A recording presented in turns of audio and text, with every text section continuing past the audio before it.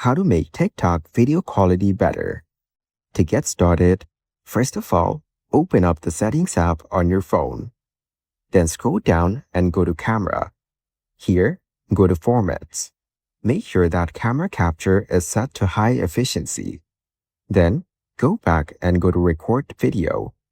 Here, tap on 4K at 60 FPS, which will deliver a higher resolution and smoother video.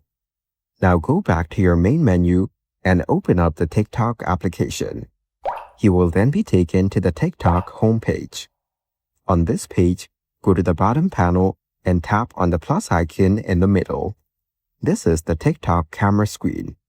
Now, tap and hold the capture button to record a video. After you're done, you can edit the video using the edit options on the right side of the screen. Once it's done, tap on the next button at the bottom. Here, you can add a caption and manage other video settings. Then go to More options as shown. Enable Allow high-quality uploads. You can now post a video with a much higher quality. It may also take longer to process. Following these steps, you can easily make TikTok video quality better.